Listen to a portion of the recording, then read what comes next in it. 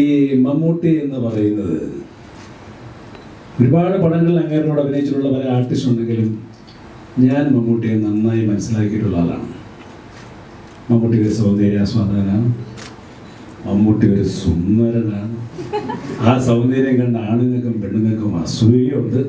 പിന്നെ വല്ലപ്പോഴും മമ്മൂട്ടിക്ക് ഒരു അസൂയ തോന്നി എന്നെ കാണുമ്പോഴാണ് ഞാനൊരു നല്ല ഉടുപ്പിട്ട നിങ്ങളെന്തപ്പോ ചെറുപ്പം പോകും വലിയ പ്രശ്നമാണ്.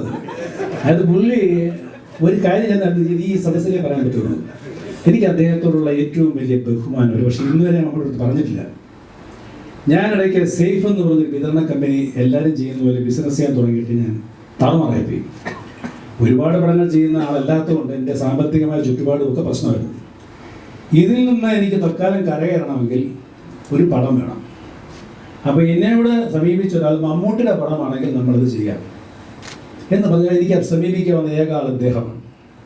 ഞാനങ്ങനെ ഒരാളെൻ്റെ പോലും ഇന്ന് വരെ ഈ നിമിഷം വരെ സെറ്റിൽ പോയി കാത്തിരുന്ന കഥ പറഞ്ഞ് ഡേറ്റൊന്നും വാങ്ങിക്കാറില്ല. എനിക്ക് സാധിക്കാറില്ല, എന്നോട് പറ്റാറില്ല.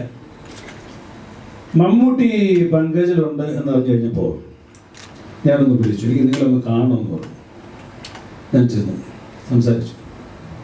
വളരെ തിരക്കിലാണ്, പക്ഷേ ഞാൻ നിങ്ങളെ വിളിച്ച് ഡേറ്റ് തരും എന്ന് പറഞ്ഞ് എന്നെ അങ്ങ് വിട്ടു. അത് വളരെ അവ്യക്തമായിട്ട് എനിക്ക് തോന്നി. പക്ഷേ he was very sure about it.